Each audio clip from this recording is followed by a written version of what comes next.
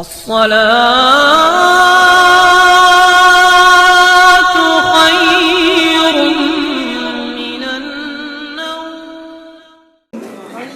أما بعد فأعوذ بالله من الشيطان الرجيم بسم الله الرحمن الرحيم وكونوا مع الصادقين آمنت بالله صدق الله مولانا العظيم وصدق رسوله النبي الأمين المكين الكريم ونحن على ذلك لمن الشاهدين والشاكرين والحمد لله رب العالمين. درود شریف پڑھیے.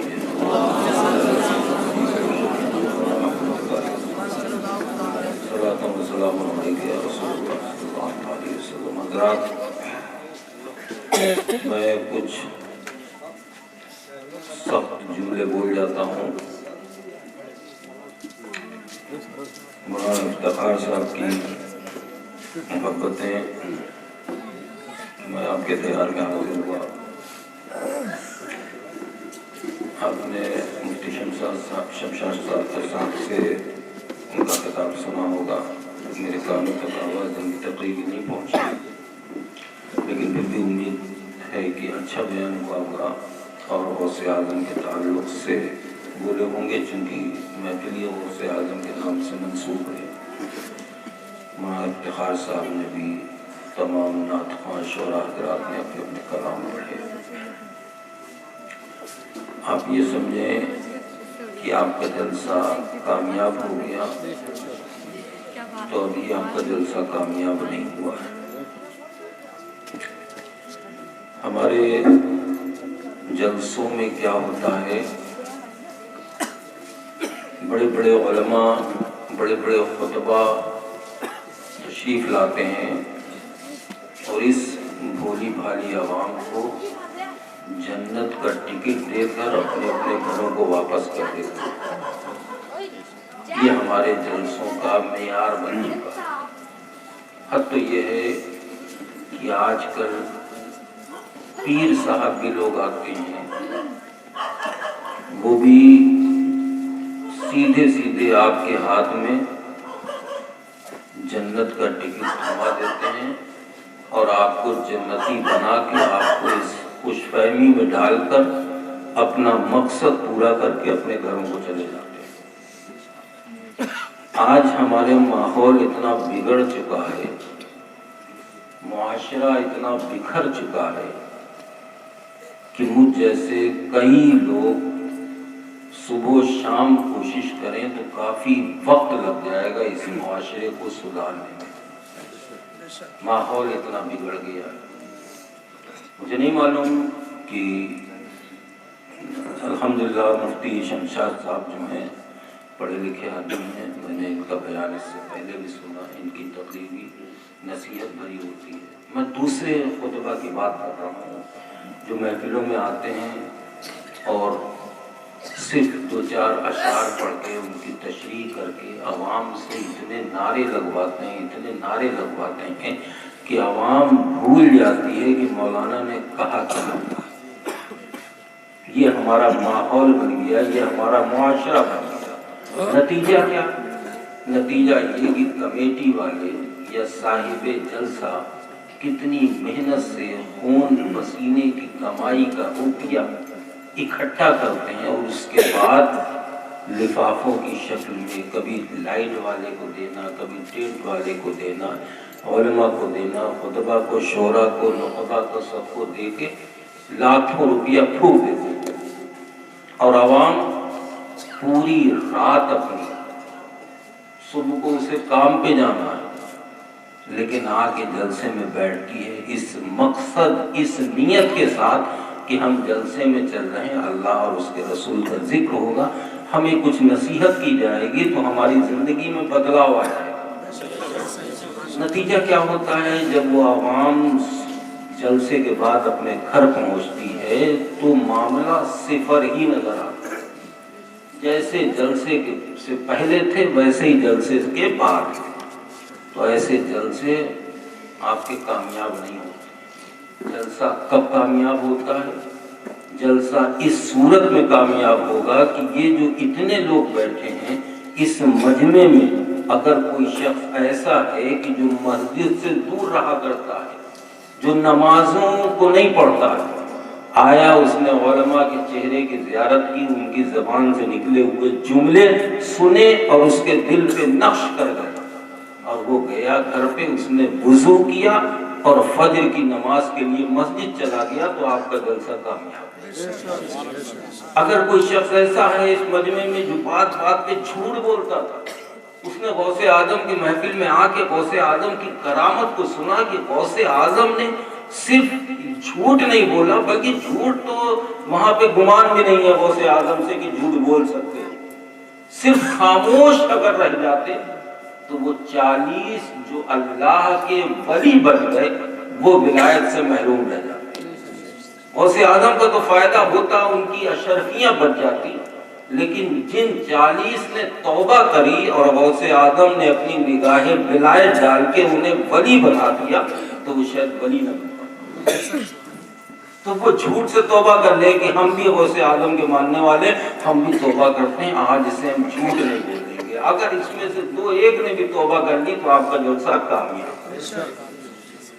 آپ نے غوث اعظم کی کرامتیں بہت سنی ہوں گی، میرے خیال سے جتنے جلسے ہوتے ہیں سب سوائے غوث اعظم کی کرامت کے اور دوسرا بیان، اور کرنا بھی چاہیے، ہم بھی غوث اعظم کے غلام ہیں، ہم بھی ان کے ماننے والے ہیں، لیکن جہاں ہم کرامت سنتے ہیں وہیں ہمیں غوث اعظم کی سیرت کو بھی سننا چاہیے کہ وہ غوث اعظم جو اپنی ٹھوکر مار دیں تو مردہ زندہ ہو جائے، اللہ نے اتنا طاقتور، اتنا پاورفل بنایا، اس کے پیچھے وجہ کیا؟ ہمیں یہ بھی تو جاننا چاہیے۔ وہ غوث اعظم جو بیک وقت 70 مریدوں کے وہاں روزہ افطار کے لیے پہنچ جائیں، آخر انہیں اتنا پاور ملا تھا۔ ہمیں کرامت سنتے تو بہت مزہ آتا، لیکن ہمیں پلٹ کے غوث اعظم کی زندگی پہ بھی تو غور کرنا چاہیے کہ غوث اعظم نے اپنی زندگی کیسے گزاری۔ وہ غوث اعظم جو ایک وقت میں 70 مریدوں کے وہاں روزہ افطار کرنے پہنچ جاتے، خدا کی قسم وہی غوث اعظم اپنے رب کو راضی کرنے کے لیے روزے پہ روزہ رکھا کرتے تھے، روزے پہ روزہ رکھا کرتے تھے۔ حد تو یہ ہے کہ خود غوث اعظم ارشاد فرماتے کہ میرا رب مجھے اپنی قسم دے دے کر کھلاتا اور پلاتا تھا، یہ عبد القادر کھا لے تجھے میری قسم، اے عبد القادر پی لے تجھے میری قسم۔ وہ غوث اعظم جنہوں نے 12 سال کی ڈوبی ہوئی کشتی کو تیرا دیا، ان غوث اعظم کو اتنا پاور کیسے ملا؟ میرے بھائیوں، وہی غوث اعظم خدا کی قسم پوری رات اپنے رب کی عبادت کیا کرتے تھے۔ وہی غوث اعظم ہفتوں کھانا نہیں کھاتے، روزہ رکھتے اپنے رب کی رضا حاصل کرنے کے لیے۔ وہی غوث اعظم نمازوں پہ نمازیں پڑھا کرتے تھے۔ ہم غوث اعظم سے محبت کرتے ہیں، ہم کتنی نمازیں پڑھتے ہیں، ہم کتنے روزے رکھتے ہیں، ہم کتنے غریبوں کا خیال رکھتے ہیں، ہم اپنے والدین کی کتنی خدمت کرتے ہیں، ہم جھوٹ سے کتنا بچتے ہیں، ہم شراب سے کتنا دور بھاگتے ہیں۔ ہم اگر سچے غوث اعظم کے ماننے والے ہیں تو ہمیں غوث اعظم کی سیرت سے محبت کرنا چاہیے۔ آپ نے بھی دیکھا، میں نے مرید کیا، اب اس کو غلط فہمی میں مت رہیے گا کہ بس مرید ہونے کے بعد آپ جنتی ہو گئے۔ جنتی ہونے کے لیے جو آپ کو نصیحت کی گئی ہے اس پہ عمل کرنا چاہیے۔ جنت اتنی سستی نہیں ہے میرے بھائیوں جتنی سستی آج کے لوگوں نے بنا لیا کہ آئے اور جنت کا ٹکٹ دیا، بس خوش کر دیا، آدمی اسی میں مبتلا، اب نماز پڑھنے کی کوئی ضرورت نہیں، اب والدین کی خدمت کرنے کی کوئی ضرورت نہیں، ارے میں تو فلاں پیر کے ہاتھ پہ مرید ہو گیا ہوں، جنت تو اپنے ساتھ لے کے جائیں گے۔ میدان محشر کا منظر بہت ہی خطرناک ہوگا میرے بھائیوں، نفسی کا عالم ہوگا۔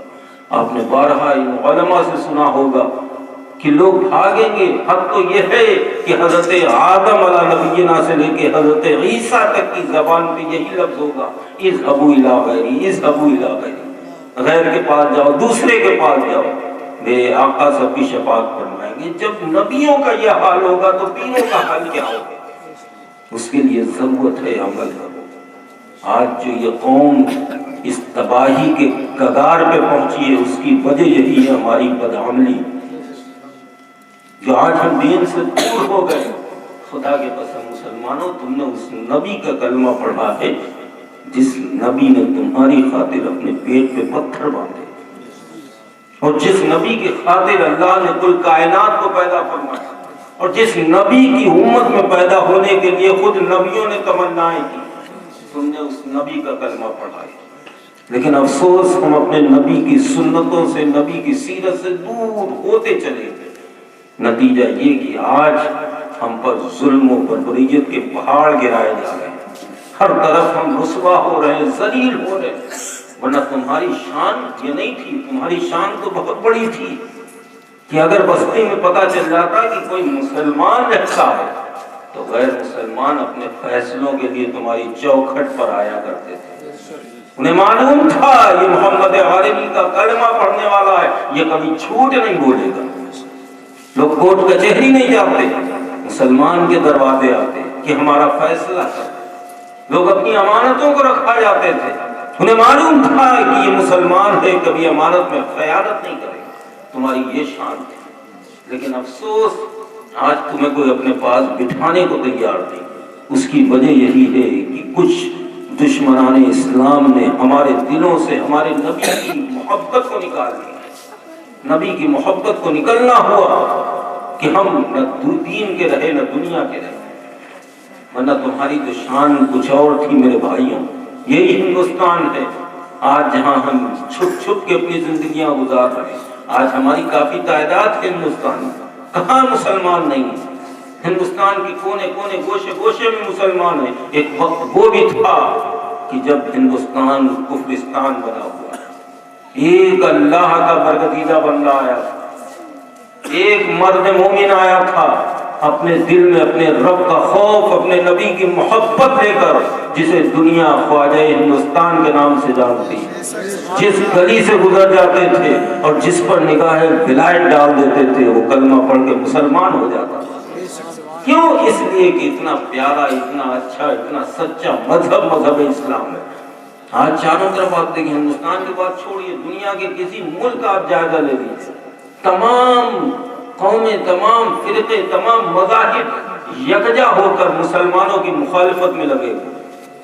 کیا بگاڑا ہے کسی نے؟ ارے مسلمانوں کے نبی تو تمام عالم کے لیے رحمت بن کے آئے، صرف مسلمانوں کے لیے نہیں، انہوں نے رحمت کا پیغام تمام لوگوں کے لیے عام کیا۔ میرے آقا صلی اللہ علیہ وسلم کی آمد سے پہلے کیا حال؟ میرے آقا نے لوگوں کو جینا سکھا دیا، میرے آقا نے لوگوں کو کھانا سکھا دیا، میرے آقا نے لوگوں کو چلنا سکھا دیا۔ وہ آقا خدا کی قسم، ذرا غور کرو، تاریخ کے اوراق پلٹو کہ جب میرے آقا صلی اللہ علیہ وسلم طائف کی دھرتی پر پہنچے ہیں اپنے رب کی وحدانیت، اپنی رسالت کا اعلان کرنے کے لیے، تو طائف کے غنوں نے میرے آقا پر پتھروں کی بارش کر دی۔ میرے آقا کا جسم لہو لہان ہو گیا، جسم سے خون کے قطرے نکلنے لگے۔ اب تو یہ ہے کہ میرے آقا صلی اللہ علیہ وسلم پر غشی طاری ہو گئی، میرے آقا زمین پر آنے ہی والے تھے کہ حضرت زید بن حارثہ نے میرے آقا کو اپنی آغوش میں لے لیا اور عرض کی، حبیبی یا رسول اللہ، ان طائف والوں کے حق میں بد دعا فرما دی۔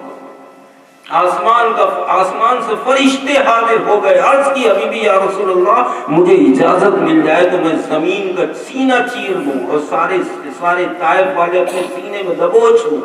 پہاڑ کا فرشتہ عرض کر رہا ہے، حبیبی یا رسول اللہ، اشارہ مل جائے تو میں دونوں پہاڑ آپس میں مل جاؤں تاکہ یہ جتنے بھی ہیں طائف والے سب آپس میں پس جائیں۔ میرے آقا مسکرائے، میرے آقا نے ارشاد فرمایا، میں ان پر ان کے لیے رحمت بن کر آیا۔ میرے آقا کے لبھائے مبارکہ جنبش کرتے ہیں، میرے آقا کے منہ سے نکلتا ہے، پروردگارا ان طائف والوں کو ہدایت عطا فرما۔ جیسے ہی یہ جملے نکلنا تھے، حضرت زید بن حارثہ آقا کے قدموں سے لپٹ جاتے، عرض کرتے ہیں، حبیبی یا رسول اللہ، انہوں نے آپ کو اتنی تکلیف پہنچائی، پھر بھی آپ ان کے حق میں دعا کر رہے ہیں۔ میرے آقا ارشاد فرماتے ہیں، زید، جو میں جانتا ہوں وہ تم نہیں جانتے ہو، جو میں دیکھ رہا ہوں وہ تم نہیں دیکھ رہے ہو۔ آج بے شک یہ مجھ پر ظلم کر رہے ہیں، مجھ پر پتھروں کی بارش کر رہے ہیں، لیکن میں دیکھ رہا ہوں کہ ان کی آنے والی نسلیں میرا ہی کلمہ پڑھ کے مسلمان ہو جائیں۔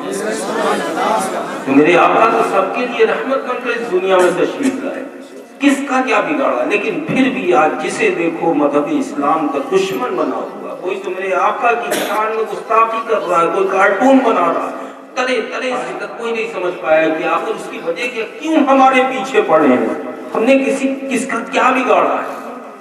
کون ایسا مسلمان ہے یا کب مذہب اسلام میں کسی پر زیادتی کرنے کا حکم ہے؟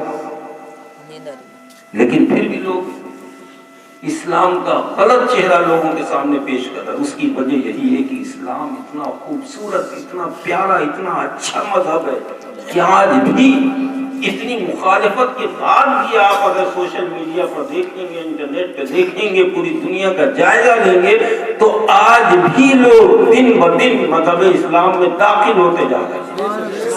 جو ایک مرتبہ مذہب اسلام کو پڑھ لیتا ہے، میرے آقا صلی اللہ علیہ وسلم کی زندگی کو پڑھ لیتا ہے، خدا کی قسم وہ کلمہ پڑھ کے مسلمان ہو جاتا ہے۔ اسی لیے سب دشمن ہیں۔ لیکن افسوس ہم غفلت کی چادر اوڑھے لیتے ہیں۔ ہم یہ سوچتے ہیں کہ ہم بس مسلمان کے گھر پیدا ہو گئے تو جنت ہماری، ہمارے پاس۔ میرے بھائیوں، جنت پانے کے لیے کچھ کرنا ہوگا۔ بہت سو لیے ہم، بہت ہم نے اپنی زندگیاں عیش و عشرت میں گزار لی، بہت ہم نے غوث اعظم کے نعرے لگا لیے، بہت ہم نے مسلک اعلیٰ حضرت کا نعرہ لگا لیے۔ مسلک اعلیٰ حضرت ہے کیا؟ اکثر میں دیکھتا ہوں ایک آدھ جلسوں میں تو میں نے ڈانٹ بھی دیا، مسلک اعلیٰ حضرت کا نعرہ وہ لگاتے ہیں جن کے چہرے سے داڑھی غائب ہوتی ہے۔ میں پوچھتا ہوں کہ اسے کس نے حق دیا ہے مسلک اعلیٰ حضرت کا نعرہ لگانے کا؟ مسلک اعلیٰ حضرت کا نعرہ وہ لگائے جو بادشاہ، مسلک اعلیٰ حضرت کا نعرہ وہ لگائے جو نمازی ہو۔ مسلک اعلیٰ حضرت کیا سمجھ رکھا ہے ہم نے آپ کہ ہم مسلک اعلیٰ حضرت کا نام بھی نعرہ بھی لگا رہے ہیں اور اعلیٰ حضرت کے راستے سے ہم بھٹکے ہوئے بھی۔ تو آج ہمارا جو مذہب، ہمارے جل سے جو ہماری پوری جو محنتیں ہمارے بزرگوں کی تھی وہ صرف اور صرف نعروں تک محدود رہے، عمل سے ہم پورے ہو گئے۔ یہ جلسے اسی لیے سجائے جاتے ہیں، اسی لیے دور دور سے علماء کو بلایا جاتا ہے، اسی لیے آپ سب کو اعلان کر کے اکٹھا کیا جاتا ہے کہ آؤ ایسی پاک محفل میں بیٹھو اور تمہاری زندگیوں میں، تمہارے معاشرے میں جو برائیاں جنم لے چکی ہیں ان علماء کی زبانی سنو اور ان برائیوں کو دور کرو۔ لیکن افسوس آج ہم صرف اور صرف نعروں تک محدود رہ گئے۔ اب ضرورت ہے میرے بھائیوں جاگنے کی، جاگ جاؤ۔ ابھی آپ نے دیکھا ہوگا یہ لاک ڈاؤن کے ماحول میں کیسے اللہ، ویسے تو ہماری مساجد کے تمام مؤذن دن میں 5 مرتبہ آپ کو پکارتے تھے، آؤ نماز کی طرف، آؤ کامیابی کی طرف۔ ہم اس کان سے سنتے تھے، اس کان سے نکال دیتے تھے۔ اللہ ہم سے ناراض ہو گیا، اللہ ہم سے ناراض ہو گیا۔ اس نے اپنی مسجدوں میں تالے لگوا دیے۔ جو جمعے کو پڑھ لیا کرتے تھے وہ جمعے کی بھی پڑھنے سے ترس گئے۔ کیا وجہ ہے؟ یہ ایک ریکارڈ ہے تاریخ میں کہ آج تک کبھی پوری دنیا کی عبادت گاہیں بند نہیں ہوئی۔ یہ اشارہ ہے اللہ رب العزت کے قہر کا، اس کے عذاب کا کہ اے لوگوں ابھی تک تمہیں بلایا جاتا تھا، تم مسجدوں سے بھاگتے تھے، اب تم آنے کی کوشش بھی کرو گے تو ہم تمہیں آنے نہیں دیں گے۔ بھائیوں اب بھی اگر ہمارے ہوش نہ آئے تو کب آئیں گے؟ آپ نے دیکھا ہماری مساجد بند کر دی گئی، آپ نے دیکھا پوری دنیا کو اللہ نے ساکت کر دیا، ایک جگہ ٹھہر گئی پوری دنیا۔ ایک لمحے میں کیا سے کیا ہو سکتا ہے، پھر بھی ہم ترقی کی طرف بھاگ رہے ہیں، پھر بھی ہم سائنس کی، کہاں ہے وہ سائنسدان، کہاں ہیں وہ بڑے بڑے قابل پڑھے لکھے لوگ جو چاند پہ پہنچنے کا دعویٰ کرتے ہیں، جو سورج پہ پہنچنے کا دعویٰ کرتے ہیں، جو آرٹیفیشل بارش کروا لیتے ہیں، وہ کہاں گئے کہ اللہ نے ایک ہلکی سی رسی کسی، پوری دنیا کے ہاتھ پیر پھول گئے، کوئی کچھ نہ کر سکا۔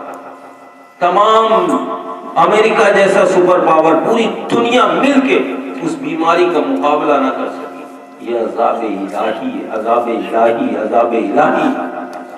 میرے بھائیوں ابھی بھی وقت ہے، اپنے معاشرے میں بدلاؤ لاؤ۔ یہ جو بچے بیٹھے ہوئے ہیں یہ آج بچے ہیں لیکن کل یہ تمہارا اور اس ملک کا مستقبل ہوں گے، ان کی طرف غور کرو۔ ابھی بھی وقت ہے، اپنے آپ کو سنبھالو۔ اسی لاک ڈاؤن میں آپ نے سنا ہوگا کہ اسپتالوں میں واللہ عالم بالثواب حقیقت بھی ہو سکتی ہے اور افواہ بھی ہو سکتی ہے کہ جو اسپتال میں مسلمان جاتا ہے وہ زندہ نہیں آتا۔ آپ نے سنا ہوگا کہ انجیکشن لے کے فلاں فلاں۔ کمی کس کی ہے؟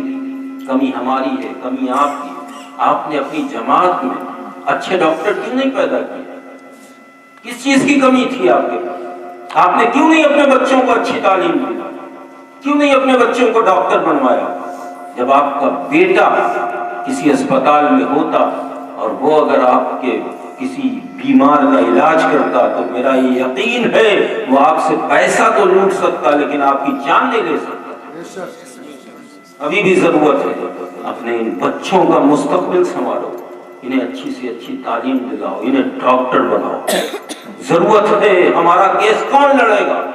لڑنے والے تو غیر ہیں، ہمیں مجبوراً ان کے پاس جانا پڑتا ہے۔ دور دراز ہمیں کوئی اپنا نظر نہیں آتا۔ اپنے گھروں میں وکیل پیدا کرو، اپنے گھروں میں ڈاکٹر پیدا کرو، لیکن پڑھائی، افسوس بات یہاں پہ آ کے پھنستی ہے کہ پڑھائی اتنی مہنگی ہو گئی کہ غریب کسان کا بیٹا جس کے دل میں تمنا ہے، چاہت ہے، دماغ اس کا کشادہ ہے، پڑھنے لکھنے میں تیز ہے، لیکن پڑھائی مہنگی ہے اس دور کی تعلیم، تو کیسے ڈاکٹر بنے گا، کیسے انجینئر بنے گا، کیسے IAS کمپٹیشن بیٹ کرے گا؟ تو میرے بھائیوں، جنہیں اللہ نے نوازا ہے، جو صاحب ثروت لوگ ہیں، جو پیسے والے لوگ ہیں، ان کی ذمہ داری بنتی ہے کہ وہ اپنی بستیوں میں، آج ہمارا یہ ماحول ہے کہ کوئی سیٹ تھا، اکثر یہ بامبے کے خاص ایک ان کا یہ سمجھ لیجیے شوق سمجھ لیجیے، میں تو شوق ہی کہوں گا اور کیا، کہ سیٹ ہوا، اللہ نے اسے تھوڑا سا نواز دیا، اس نے 2-4-5 لاکھ روپے لگا کے اپنے گاؤں میں ایک مدرسہ کھلوا دیا۔ چل بھائی میرا بھی کام چلتا رہے گا، میرا بھی نام ہوتا رہے گا اور کام بھی چلتا رہے گا۔ جو پیسے والے ہیں، جو اچھے لوگ ہیں، جنہیں اللہ نے نوازا ہے، انہیں چاہیے کہ بستی کے چند لوگ مل کے ایک اچھا انگلش میڈیم اسکول کھولیں، اس لیے کہ مدرسے تو ہمارے قدم قدم پہ نظر آتے ہیں۔ خالی علم دین حاصل کرنے سے کام نہیں چلتا، علم دین تو حاصل کرنا فرض ہے، وہ تو ہمیں کرنا ہی ہے، لیکن ہمیں جب علاج کی ضرورت پڑے گی تو ہم کس کے پاس جائیں گے؟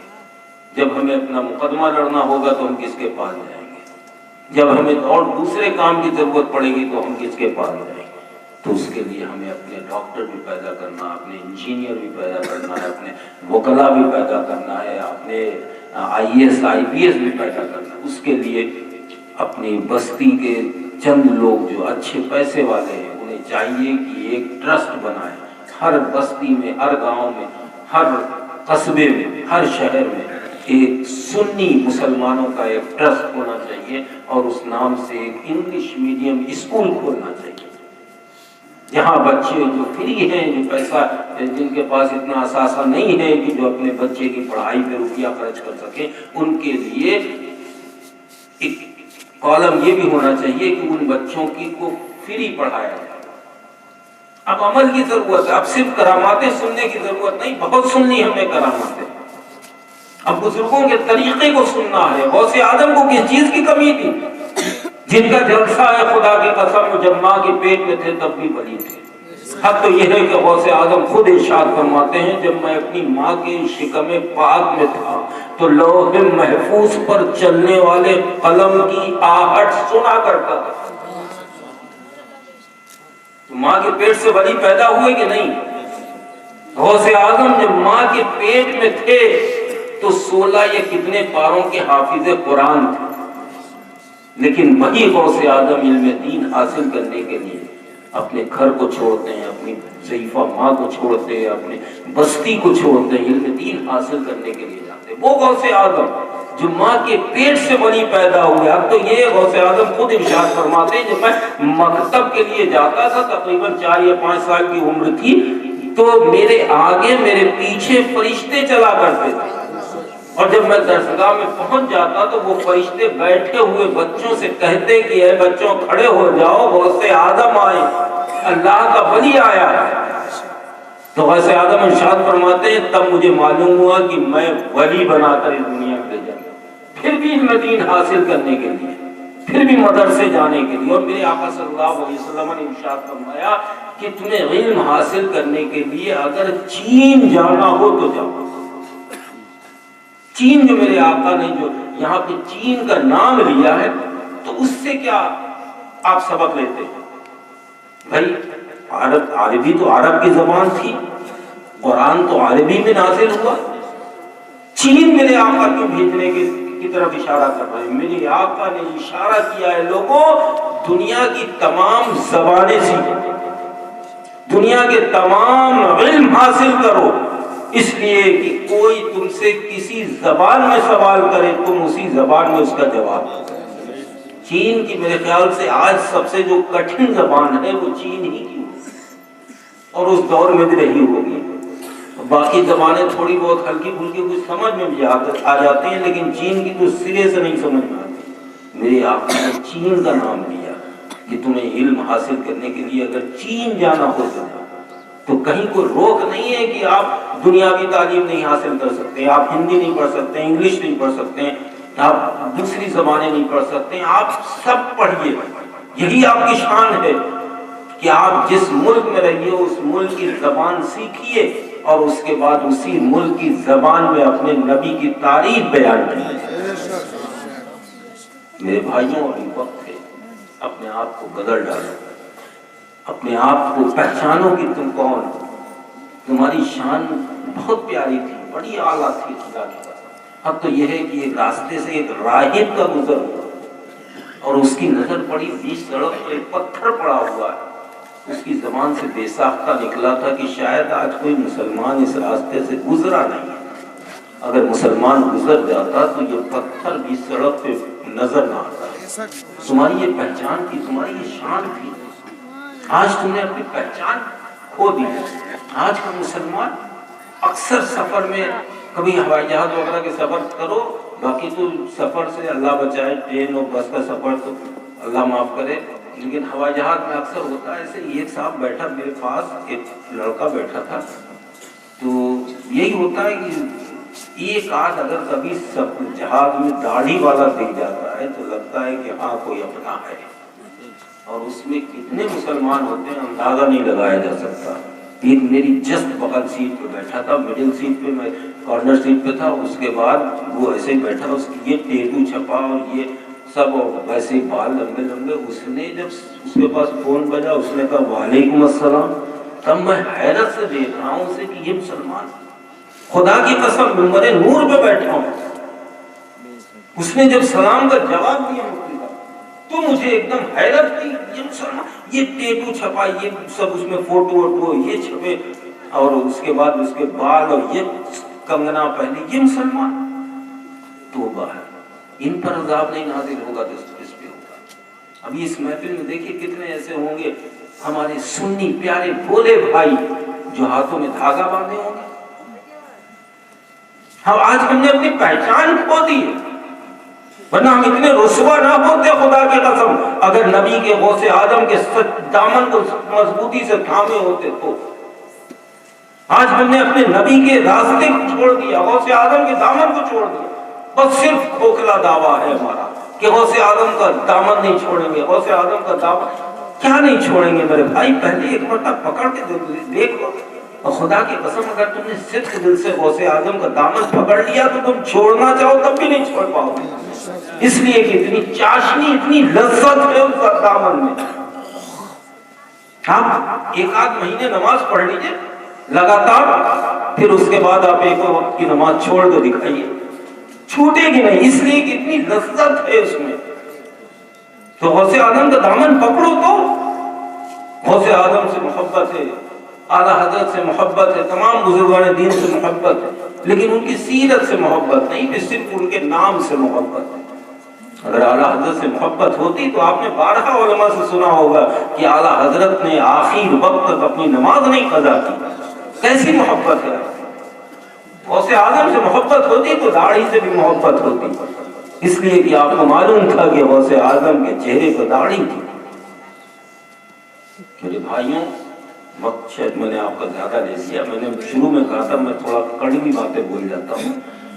اللہ رب العزت کی بارگاہ میں عریضہ ہے کہ اللہ تبارک و تعالی ہمیں اور آپ کو عمل کی توفیق عطا فرمائے اور اس محفل پاک کو اپنی بارگاہ میں قبول فرمائے. میرے بھائیوں، اگر میری کچھ باتیں آپ کو بری لگی ہوں تو لگے میرا کیا کر لو گے، کھڑے ہو کے سلام.